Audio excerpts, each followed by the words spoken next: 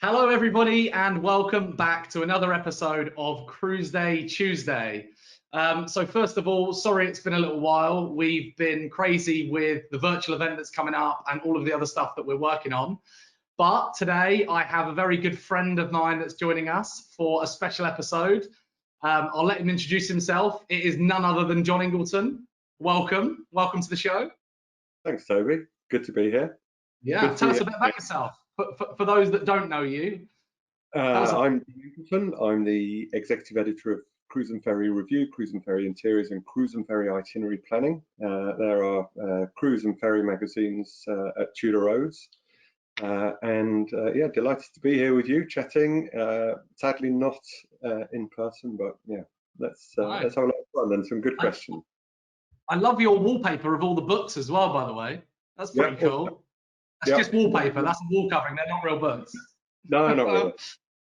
Cool. So thanks for joining us, Jon. For those of you that watched the awards, Jon was the very special winner of an award for the what was the exact title? The Unsung Hero Award. Yeah, the Unsung Hero Award. So, Jon, thanks for joining us. The idea here is that you are probably, one of the best network people in the industry. You know interiors, operations. So it's really good to talk to someone that has, been in the business for what, almost 30 years now?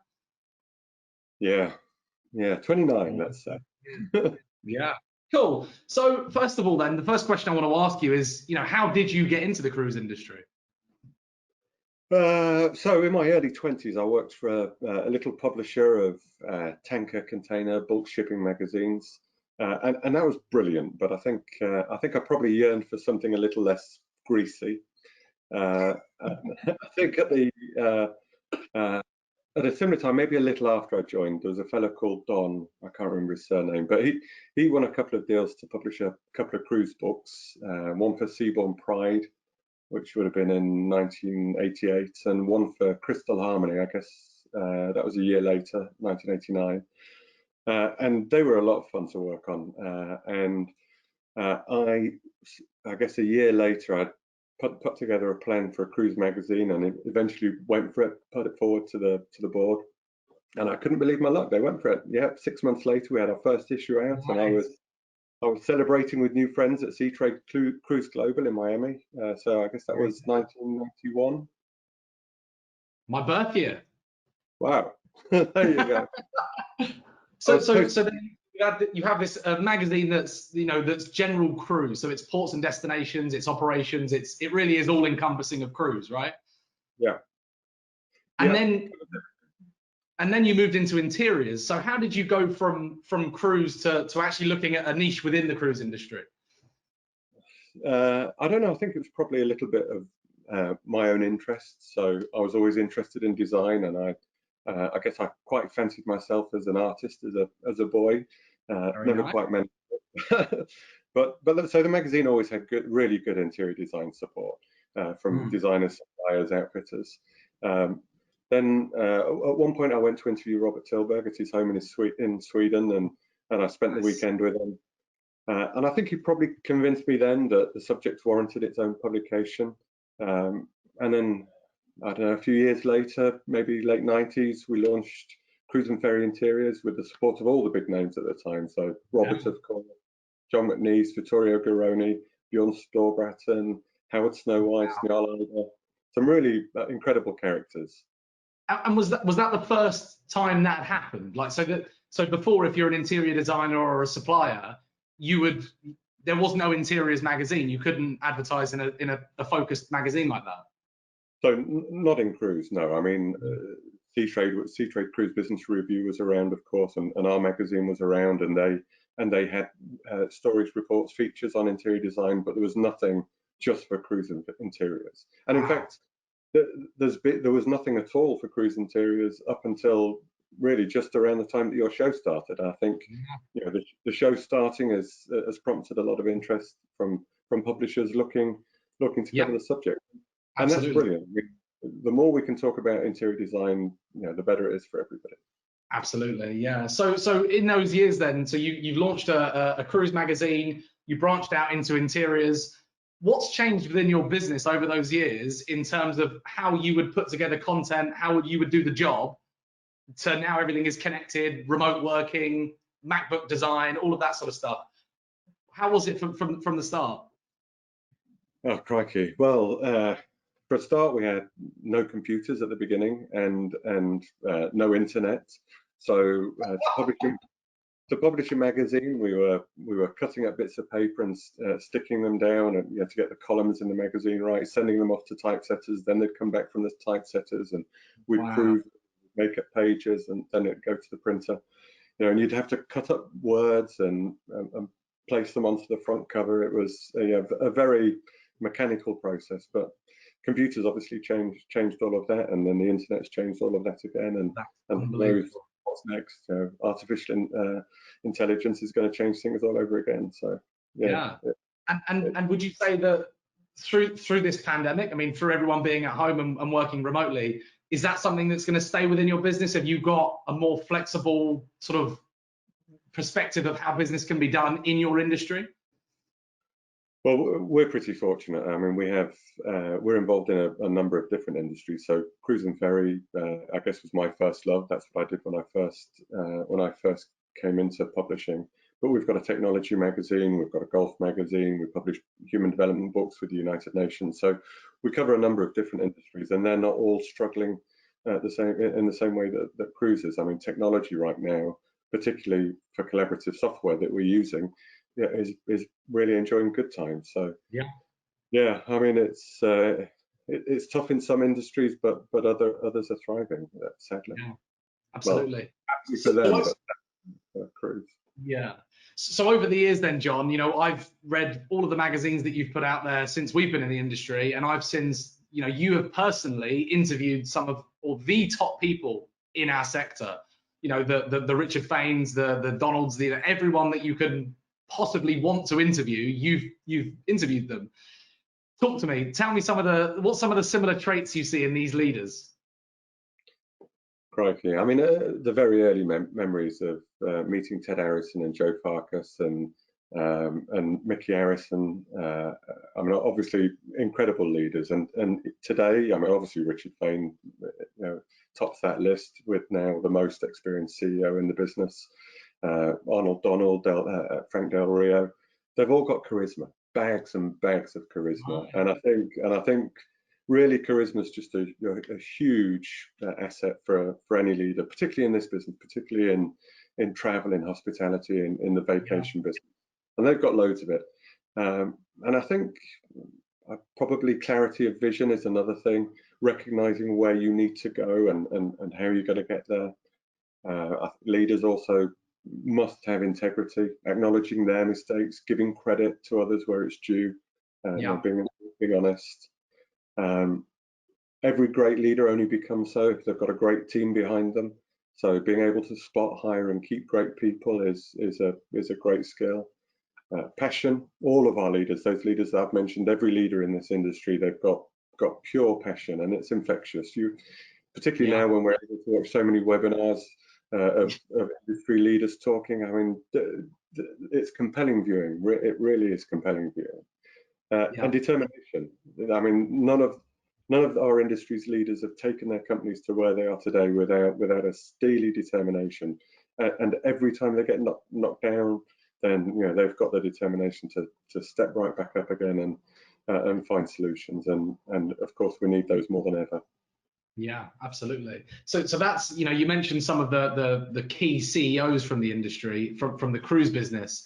Who are some of the most fascinating designers you've interviewed? If you look at the history of design, I mean, 30 years in the business, you must have come across the original old school design teams, right? Yeah. So some of those I mentioned, Robert Tilburg, a truly beautiful man. I just loved him. He was definitely my first love. But so many others. I mean, Jarl Ida was a great character. In fact, I read recently an old story that was on Seatrade's website where when Jarl sadly died, Richard Faine had given a small tribute to him and just remembered the occasion where Jarl used to like curves. He used to like designing ships with curves. And Richard had sent him a ruler to say, straight lines are much cheaper. So Richard Payne had sent him a ruler and said, do you know how to use this? That's brilliant. So now, I mean, John McNeice, another great character, also sadly passed. I mean, he was a lot of fun to be with.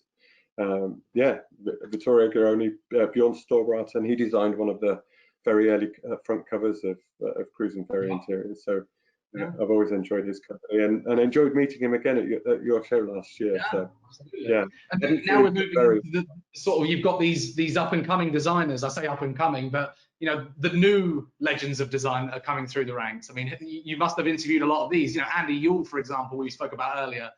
Tell me, who are some of the fascinating characters that are going to be the Bjorns of our era? Well, I think they already are the Bjorns of our era, and they have been for a long time. I mean, Andy Yule that you mentioned, I interviewed him last week with his colleague Andrew Brown, and you know, it's just incredible talking to people like that. I mean, Andy's got bags of experience. He worked with John McNeice, who was one of the real old school. Yeah. Yeah, I mean, just so many characters today that are really driving the industry forward, whether it's Fred at Tilburg or Greg and the team at Studio Dado, Chris Finch at AD Associates, Marco Di Oro, so many. Yeah, Francesca Bucci at UG Studio, loved her work on Celebrity Flora. Yeah, incredible. So when we talk about designers, then you've been on a lot of ships, right? You must get invited onto all of the new ships that set sail. What's some of your favorite designs then that you're seeing on these ships? Well, ships gone by. I mean, in 30 years, yeah. I go on fewer now than I used to, and colleagues are starting to go on them a little bit more. I was jealous of Rebecca in the office because she had the opportunity to go on to Scarlet Lady, so she really enjoyed that. But so ships of the past, Crystal Harmony. I mean, I think that was an early one that sticks in my memory. That was a good ship for collaboration. Lots of interior designers working on it. That's now, I think it's still sailing as Suka 2 now, I think. But that had the Palm Court and was and probably still is one of the most beautiful cruise ship interiors that I've ever seen. That was a Robert Tilburg design. Nice. Seabourn Pride, of course, another one of the books that we published. That's now Star Pride at Windstar, and I think that was probably my first luxury cruise experience, so I really enjoyed that one. Carnival Holiday, one of Joe Farkas's original ships. I think that was my first cruise, and that became Magellan for Cruise and Maritime Voyages. So obviously we're a little unsure what's going to happen to that now with CMV sadly going bankrupt. So hopefully Holiday will find a new life with a new company. That's it. So then you mentioned the word collaboration. So you personally, Jon, you've helped us. We've collaborated together to put the event that we organise where it is today. And I've given you credit on that, a few times, because I genuinely believe that if it wasn't for you, we would still be fighting to try and get the attention that we've got now. Who was your Jon Ingleton? Who was the guy that you went to when you were starting out to almost as a mentor figure? So probably two big people in my life. Well, three. Obviously, my father. I mean, he's sadly passed away quite recently, and he always had a really strong work ethic, and I think I hope that I picked that up from him. But always as well with a smile on his face, and he was well respected in his field. So definitely my father. The second was Bill Adley. I worked for him on a market stall on Saturdays, and Bill had a steely determination that we just spoke about. He had a passion. He knew where he was going. He went on to found Dunelm, the home stores in the UK, and I think became Leicestershire's first billionaire. So all from a market stall in Leicester. I saw that in the back actually. Yeah, amazing. An incredible man. I still mentally have some of his lessons in my head, and I try and follow those every day. And then, more recently, well, not that much more recently, still 20 years ago, got a fellow called Richard Gell, who I worked for at Euromoney. who taught me publishing, taught me everything that I know about publishing, and certainly Tudor Rose wouldn't exist without him. So yeah, Richard Gell. Nice. And then if you talk about collaboration within the cruise interiors business, we keep hearing this word, and especially while things have been tough for everyone. What are some of the things that you've seen the industry doing and the suppliers doing? How are they collaborating through this to get through this this period? So well, webinars, aren't they brilliant? I mean, we're doing one now. I've really enjoyed watching some of the collaboration that's come from webinars. So Clear, particularly their EU Healthy Gateways joint action update, that was a really good one. The Caribbean Tourism Organisation, they've had some crackers riding the storm with Michael Bailey and Rick Sasso and Marie McKenzie. That was a good one. Crikey, so many. Cruise Conversations, of course. I've watched all. I was waiting for that thing, John. Yeah, we just did you in saying that if you didn't say that first. Yeah, great topics: design, hospitality, sustainability. I'm quite interested to see how you categorise this one, but yeah, Cruise Conversations. Richard Fane's video updates. I think they've been really compelling viewing. I was on a webinar yesterday with Emma Waterways, so listening to Rudy Schreiner and Kristen Cast, always interesting. Destinations Together with Larry Stauffer and Tom Anderson, that was a good one. Well, and they're running every week. I really have enjoyed a couple of Sea Trade. I don't know, I shouldn't keep talking about the competition, but I That's the competition, that's fine. I'm going to edit that out anyway, so it doesn't matter. Well, I love Mary Bond, and everybody loves Mary Bond. And, she's amazing. I enjoyed Mary's chat with Aram from Med Cruise, and I loved the episode that they had about restarting river and luxury cruising. Tilburg Design, they're always classy. They did an episode on staying sane in a sanitized world. Yeah, and obviously it's with everybody right now. I mean, great. So many others. Yeah. So when we talk, I twisted the conversation from collaboration into webinars, but yes, great, it's fine. So a question then: do you think that webinars are here to stay? Once the vaccine's in place, we're sailing again, things are starting to, the economy's kick-started. Do you think we'll see as many webinars as we're seeing now take place? Not as many, but they're for sure they're here to stay. I mean, sadly, you look at some of the webinar viewing history, and the numbers aren't as great as you would like. But I think they're a really important channel, and everybody can go back and look at them again and again. And so you can easily catch up. So yes, definitely here to stay, and definitely they'll grow. Definitely audiences will get bigger. Hopefully the interviewees will get more interesting than me. Yeah, they're getting better. Yeah. And okay, so the next thing I couldn't not ask you about is the fact that the cruise industry is now talking about restarting. We're seeing companies announce certain protocols, certain measures they're going to be put in place. So, from a guy that publishes, one of the biggest magazines in the industry, what are they doing? What, if you can summarize what some of the things are that they're doing to get back on the water, what would you say? So obviously the industry's been through a bunch of lows. Lives have been lost, and that's obviously the most tragic impact of the pandemic. It's caused heartache for so many people, the loss of loved ones, jobs. Pretty much every cruise line's had to trim, every supplier and other industry stakeholder. They've had to trim and sometimes drastically reduce staff numbers. We've lost lots of good people, and I sincerely hope they find a way back into the industry. We've had a tough time with crew getting them home is well documented, and the extended time they've had to spend away from families. And we've lost great companies, so big companies like C&B and Pullman Tour. Though I hear that Richard Vogel's working hard to try and find a way to resurrect Pullman Tour. Hopefully he will. Yeah. But now, as we think about restarting cruise operations, I mean, at the moment, Costa Ada, MSC, all talking about starting mid-August. I think the American lines or American operators, Carnival, Celebrity, Disney, Royal Caribbean, they're suspended till at least October the 1st, and I think probably later than that still. P&O, Seabourn, talking about October at the moment. Cunard, Norwegian Saga, talking about November.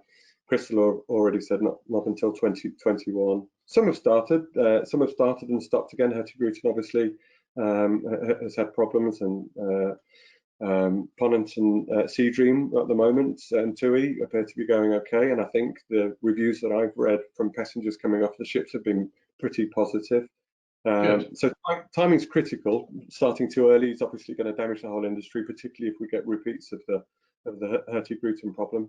But the approach now from cruise lines, I mean, they're all taking following a pretty common theme, that they're employing experts. So Carnival have got the Global Science Summit that's directing their activities. Costa have got the Costa Safety Protocol. Norwegian and Royal are collaborating with their Healthy Sail panel. MSC Cruises have got the Blue Ribbon COVID expert group. So they're all following that seeking guidance from experts. I really like how Crystal have done it. They've packaged what they're doing, what they're deploying within a brand. They've created Crystal Clean Plus, and it's kind of a brand that's going to give passengers confidence, trust. You know, if you create a really neat brand, brands breed trust and loyalty, and Crystal Clean Plus sounds good to me. Sounds pretty clean, doesn't it? Sounds quite safe. And I think brands creating something that's trustworthy to wrap their safety measures in is a really smart play. And they're all, you know, all the brands are pretty much doing the same thing. Unsurprisingly, best practice now. You think there will be a best practice? If we say like 6 months' time, there will be a best practice of what these cruise lines are doing. What are some of the things that you think they're going to be doing? Just give us an idea on some of the areas. So there's already best practice. I mean, IMO on Monday distributed the guidance on the gradual and safe resumption of cruise operations.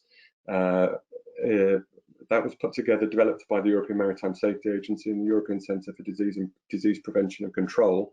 And it's all saying pre-boarding screening, reduced capacity, fresh air ventilation, preferably with HEPA systems, advanced testing and screening when you're going ashore, additional hand washing facilities, elevated sanitation and cleaning, enhanced medical centres and resources, regular health monitoring, contingency response plans, trained staff, regular health reminders, and importantly, the provision of health and safety information on board for passengers. So there's already that best practice in place, and really now it's just about how the ships deliver that. So it's the onboard operation that's going to be key. I think there was one thing that I spotted in the IMO guidance that I hadn't really thought about before, and they called it spaces with special consideration, and that's really just thinking about where social distancing might not be possible or practical, like in a galley, for example. And so they're just advocating the use of additional PPE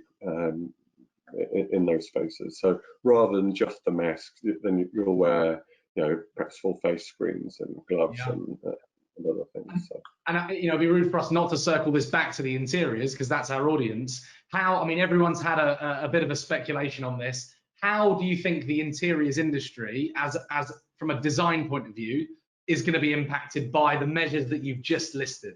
You know, what are some of the things that we're likely to see if you rub the crystal ball and you have a think about that?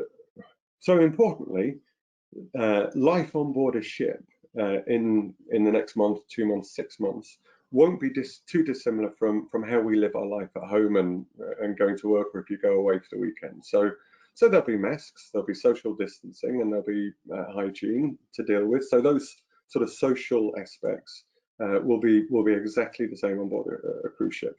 From an interiors capacity, then the things that you'll notice as a passenger, you'll notice that there's lower capacity. You know, we have to enable social distancing, so that'll have an impact in some areas. So, for example, if you're in a comedy club, jokes aren't quite as funny if there aren't so many people laughing. So the comedy club experience will feel a bit different. Contactless dining, so you know, wherever possible, we don't want people to touch stuff, and so contactless dining is going to be important. There'll be maybe some limited one-way corridors. If you know they're actually structurally too narrow, then perhaps initially there'll be some one-way systems in place. You might spot more hand washing stations in public areas, so you don't necessarily have to go into your cabin bathroom or into a public bathroom to wash your hands. I think probably designers will deploy screens and dividers to encourage that social distancing, to make it a little bit easier, but hopefully not the ugly plastic screens that we're seeing in shops right now. Don't look great. No, I think already Mask designs. tape, a bit of backing, it doesn't look great. It's not. It goes against the sort of beautiful designs that the industry is putting out there. Yeah, and the other thing, I think the other thing that hopefully we'll notice, or that we must notice, that there'll be more signage reminding people of the safety measures that are in place. I mean, I think they're the visible things, but structure. The companies like CNC and Marans that produce the signage for the ships, right? I mean, it's absolutely. I mean, they deserve that. The keys here are, firstly, interiors don't need to change too much. They're already designed with space in mind. They want to give as much space as possible to passengers. So we definitely don't want to see owners rushing in to make unnecessary structural changes. The key is to make passengers feel safe, and that means more space, touch less, visible cleaning, information, and fewer queues. So they're the things that we'll see, inevitably see. But the other cool thing about our world, our interior design world, and the communities that we enjoy being part of, that interior designers have the expertise to help guide cruise lines, and they'll help the cruise lines make practical, considered choices, and not rush into anything, and not rush into buying stuff that they don't need, or making, as I say, big structural changes that they don't need to.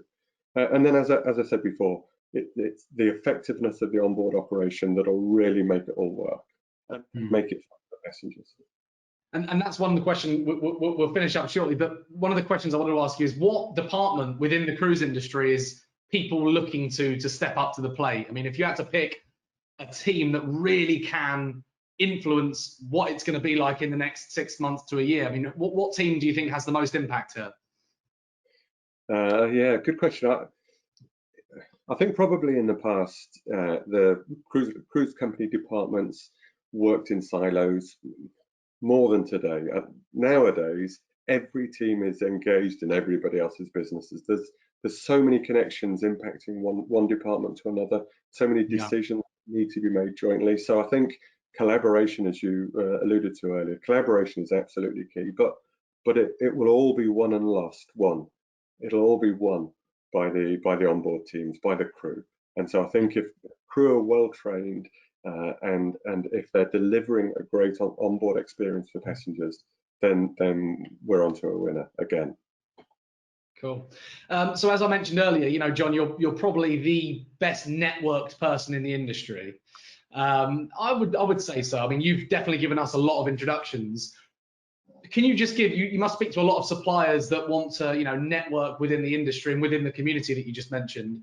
What's the one piece of advice you're going to give to a supplier that's, you know, perhaps had a really tough time through this? They haven't done much business. They're thinking, right, we need to get back, you know, get some leads back. What's the one bit of advice you're going to give them now that's going to help them? So I think in the first instance, get yourself off to a classification society. Go visit a few classification societies.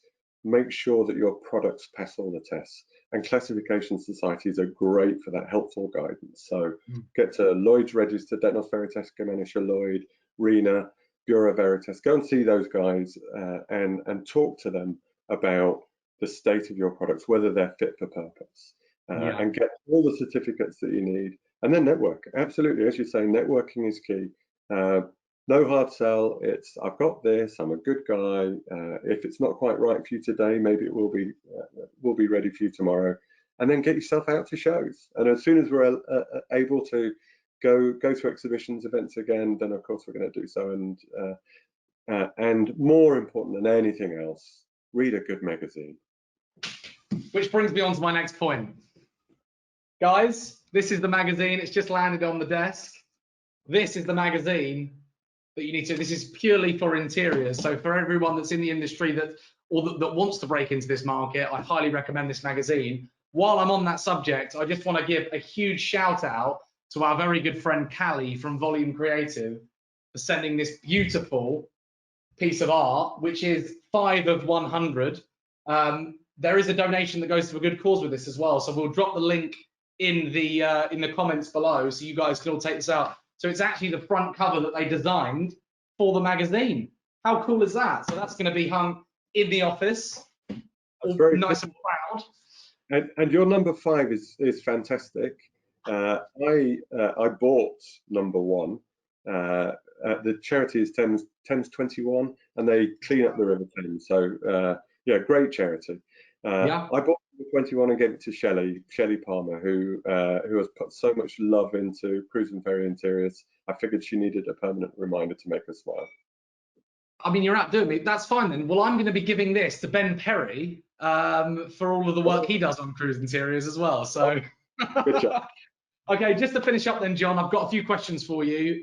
It's short fire, so you can't think about this too much. What's your favourite ship? Oh, Queen Elizabeth. Yeah. I'm a Brit. I'm a traditionalist. I'm a royalist. Yeah. Makes sense. Okay. Favourite design on a ship over the last 12 months?